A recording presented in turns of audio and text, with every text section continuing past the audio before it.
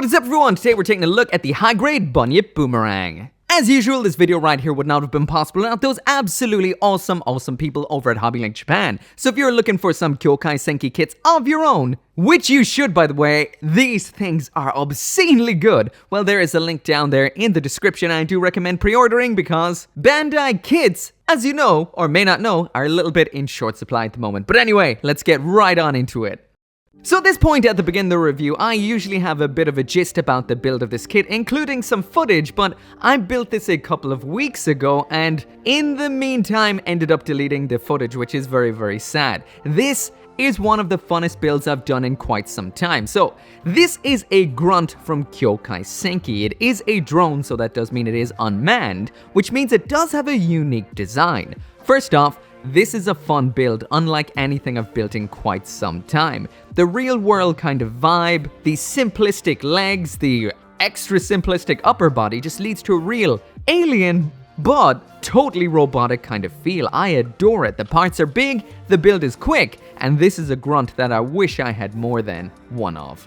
It ends up a lot bigger than I was expecting, and I just can't tell you how much I enjoyed building this. It's nice to build something by Bandai, which they have some of the best quality out there when it comes to mecha model kits, full stop, especially at this price range. So when they do apply that awesome technology to things that are a little bit more unique, it makes it a whole lot of fun, and this is unique without a doubt. Let's just jump right on into what we've got in the box.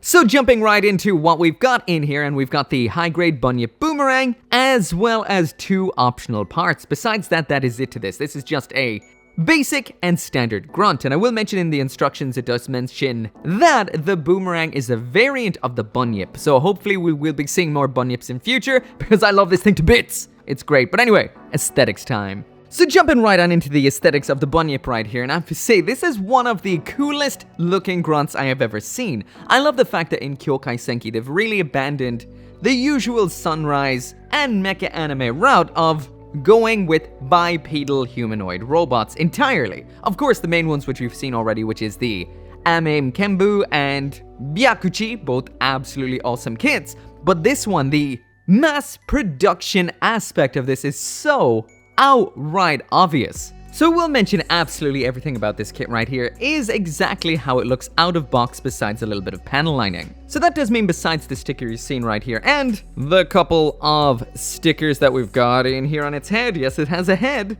these are the only stickers included in here, which is not bad at all, and as far as I can see, for the most part this is color accurate. Again, simple design, working well as a model kit. Anyway, now getting this thing spinning for that full 360 spin so you can see everything in case I forgot to mention anything. One thing I will definitely mention is that cool golden piston inside of its back. That really does break up all of that gray in there. Once again, this is a straight build kit and all I did was double snip everything. Otherwise, it will be exactly as it is out of box besides that bit of a panel line. Now there is 3 modes for this, which I'll be doing during this spin, and according to the instructions, this variant of the Bunyip Special Purpose Humanoid Mobile Weapon, or AMAME, belonging to the Confederation of Oceania, is an unmanned vehicle equipped with a tactical AI. It is a unique unit with legs fitted with reverse joints that it can use to jump and move around. It can also transform into a parked state, a patrol state, and a high mobility combat state, specialized for each function.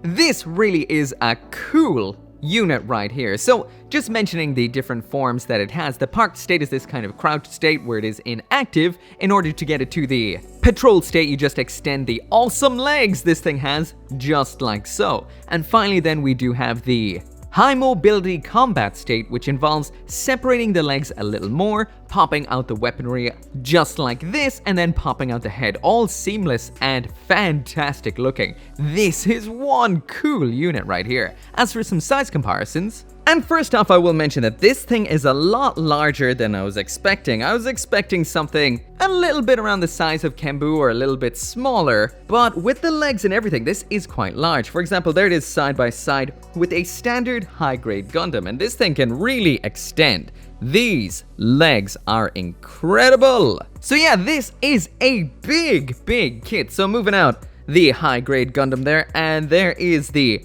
Melee's Byakuchi. So this is quite big. Again, as we saw in the first episode of Kyokai Senki, well, size doesn't really matter, does it? And there is the Kenbu, which tore, what, 3 of these to absolute shreds. And considering how much bigger this is than a high-grade Gundam, there it is side by side with a master grade. So as you can see, it's almost as tall as a master grade, and if I did stand this up a little bit more, it would be. So this is a whole hunk of grunt right here.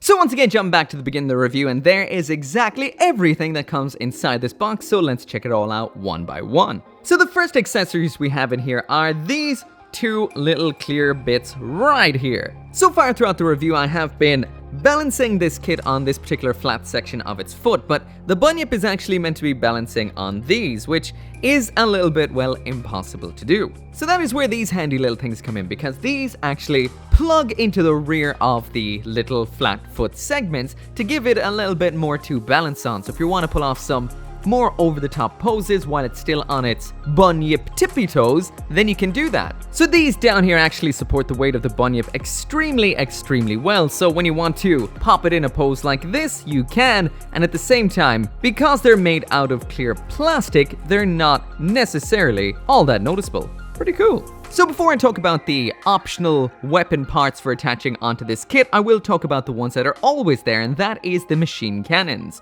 According to the instructions right here, this weapon rapid fires 30mm combustible cartridge case ammunition. It is ineffective against heavily armored enemy units, and its magazine cannot be exchanged during combat. I will also mention there is no sticker for the sights on these, so you're going to have to paint that.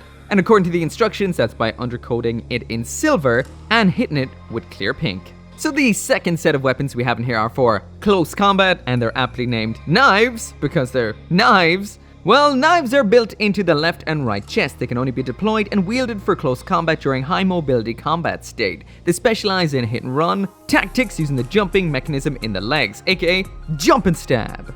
In order to attach these, you just have to pop out this cover on the side and then attach the ball joint of the knives into the hole inside like so. So when these are attached, they do have some articulation, but they are a little bit problematic. They do pop out really easy from here, so I'm just gonna blast through the articulation with them not attached. So that is a hinge right there, a hinge up top right here, and then we've got a twist up here. So it's pretty much everything that you'd want to get these little arms moving around, but once again, these are quite prone to popping out, so as long as you take care with them, you'll get all the little stabby poses that you want, but likely to fall out. So now moving on to the articulation, and as for the build strength of this is rock solid through and through. Besides those tiny little arms that attach on there, this thing will not budge a centimeter, not even a millimeter. It is such a brick shithouse. The neck on this is both simple and awesome. We've got one hell of a giggity goo right here. It's like a ball joint up top, a ball joint down the bottom, and then 2 hinges attaching the neck. It gives you anything and everything you'd want from this, and it all folds neatly in, just like so for the other modes. Impressive and simple. The little gun arms or gun wings right here, these can flip all the way out like so, which gives it an almost plain kind of vibe. I wouldn't be surprised if we get some flying ones like Bunyip Boomerang, or would it be more like a flight boomerang? Bunyip flighterang?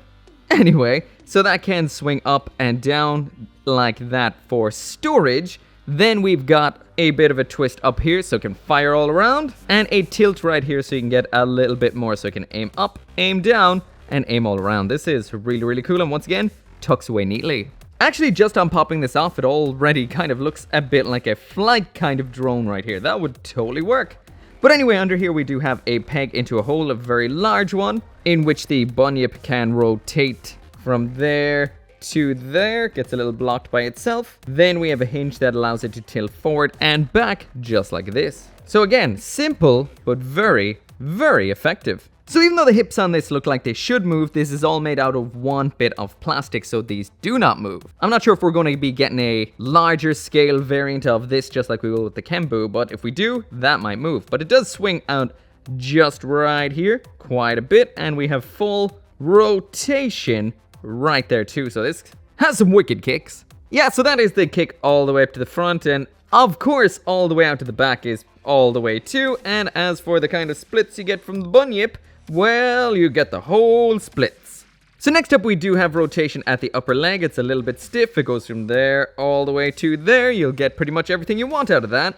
The first knee bends all the way from there to there. So almost straight but not quite. It will lock into position then. The second one bends from there to there. That's it. This doesn't lock into position, but that's where it likes to stay. And then we've got tilt forward and back on the foot. And the side-to-side pivot. So, the articulation on the Bunyip, there's quite a lot here, and it is a whole lot of fun to play around with. Its rock-solid build also means it will hold any pose you put it in, and the fact that this is completely mechanical, bestial, and somewhat alien makes it really, really cool. Oh yeah, and I almost forgot to mention, it does have a functioning piston in the back right here. The top of that should be grey, not all in gold if you want to paint that, but besides that, that is a cool little feature right there in the back. So anyway, that right there is it for my review of the high-grade Bunyip Boomerang. This is like nothing I've ever built before. It's just a whole lot of fun. The closest thing I could compare it to was the high-grade Wodem Pod before, but I would say this is even better than that. I love the actual mechanical, realistic looking look to it. The fact that this is just a AI-controlled drone makes it even more creepy. These have so much potential when it comes to customs, and I've seen people use the legs of this on different gunpla in such cool kind of ways. The model kit looks great. Color separation wise, it's pretty much perfect, besides a couple of lenses and a little bit on the piston round back, but besides that, this is picture perfect, anime perfect even. When it comes to the accessories, there's everything you'd want for the Bunyip, because the Bunyip doesn't really do a whole lot or have anything really. And when it comes to the articulation and build, this thing is rock solid, besides those knives which are a little bit loose in the way they connect to the body. But otherwise, you get some cool poses out of this. It looks like nothing else.